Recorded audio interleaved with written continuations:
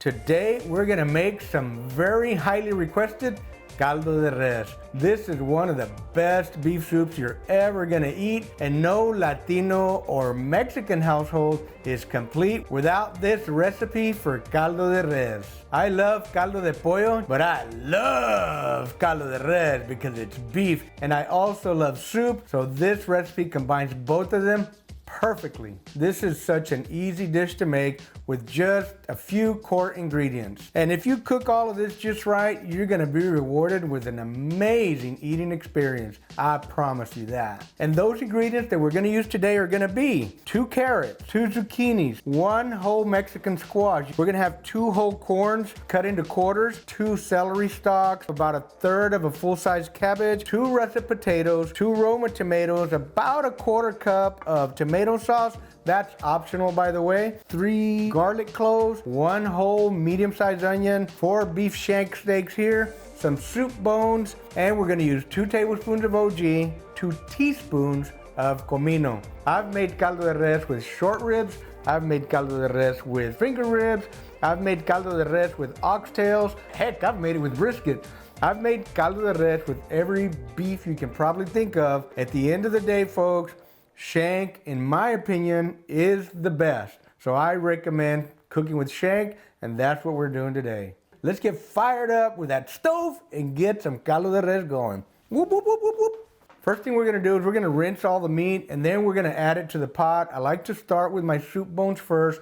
Those do take a little bit longer to release their inner deliciousness. I wanna make sure we get all that delicious marrow out of that bone. And then we're gonna add the shanks a little bit later, about 20-30 minutes into the cook. And we're gonna extract the delicious flavor of the meat and the marrow out of the shanks as well. We did skim off some of that frothy stuff from the soup bones. We will do the same with the shanks here shortly. Let's turn up the heat a little bit. Again, we're gonna put the lid on so it'll get hot a little bit quicker, and away we go. All right, friends, you see we got a nice slow simmer going here. We took out some of the frothy stuff out of there, and it's time to add the 2 tablespoons of OG. This is salt, pepper, and garlic, 2 tablespoons. If it needs a little more flavor, you can adjust to your personal preferences. You can start with 1 tablespoon if you like. And these are 2 teaspoons, not tablespoons, of comino, also known as cumin in English. There you go. All right, let's get it cooking again. Make sure that salt and cumin gets nicely dispersed. All right, my friend, we are at the 1 hour mark since we added the soup bones. You can see we have a nice little simmer going. We're gonna add the onion and the garlic first. That goes in there. We're gonna add the celery, and we're gonna add the corn. All right, we're also going to add 1/4 cup of tomato sauce. This is optional, not everybody uses it. My mom loves to use it. That's the way she taught me, so that's how we're doing it today.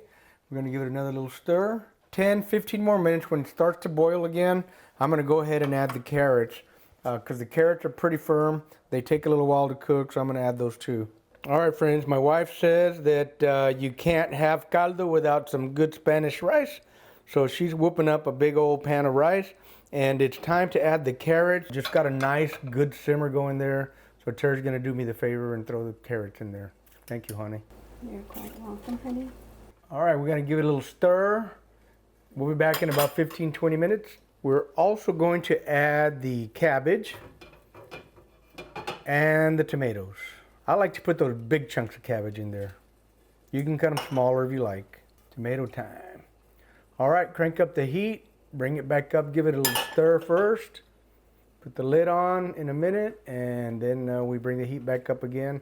Try to get it to boil, and then we will lower the heat again to maintain that nice, steady simmer. That looks good, folks. Looks like we're gonna eat some really good rice with our caldo de res. Yeah, buddy.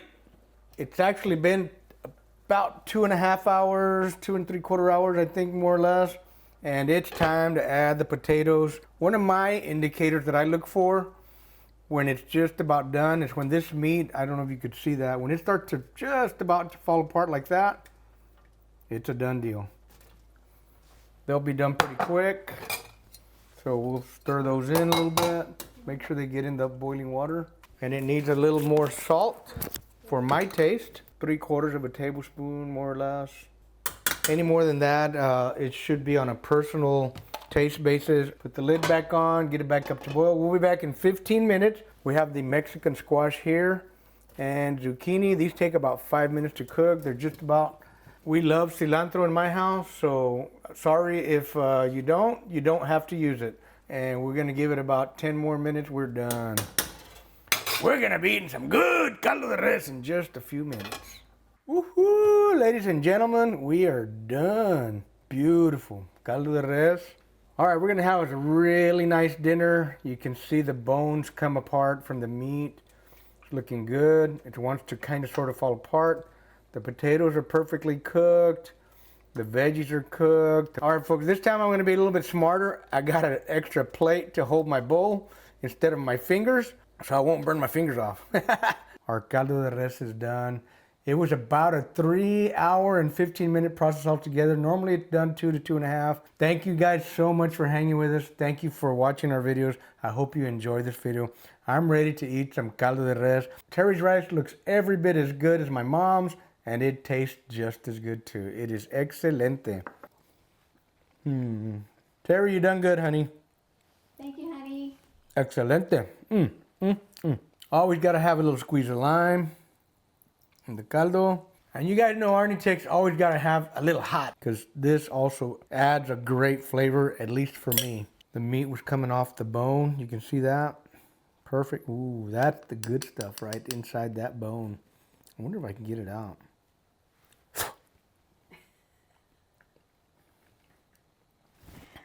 Oh, that's good.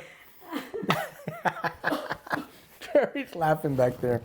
That has some awesome flavor, folks. I had to do it. That was my grandma's favorite bite out of the whole caldo. It was my grandmother's favorite too. There you go. Grandma's love tuétano. And I always take my corns out and put them to the side.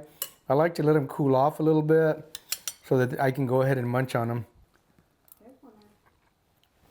Oh, man. That is so good. One of those soup bones got into my bowl. Look at that. That's going to be good eating. Man, this is just great. Fantastic. A little bit of tomato. A little bit of cabbage there, too. Now,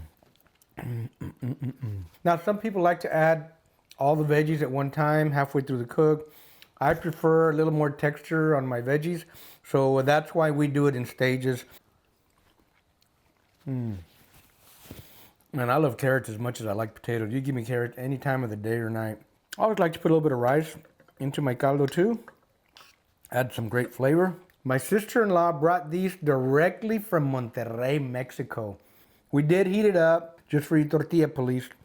Get a tortilla, put some salsa on here, take a big old bite. So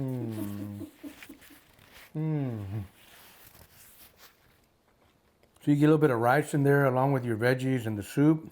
It's fantastic, folks. You gotta try this. Fantastic. Terry's over there hungry too, so I'm gonna go ahead and cut this. You can tell us in the comments how you like to make your caldo. What kind of meat is your favorite? What kind of vegetables do you like to put in yours? There's a lot of different ways to make caldo. What does Arnie always say? Ain't no right way, ain't no wrong way. Make you some caldo de res like this. I promise you it will warm you from the inside out, especially on a cold winter day. It's fantastic. On a hot summer day, it'll heat you up from the inside. Make sure you're in the air condition. Thanks for watching, folks. Keep the smoke light and boom, make it a wow day. Bam, wow. I'm gonna come get you some. This is really good. This is one of the best beef soups you'll ever read.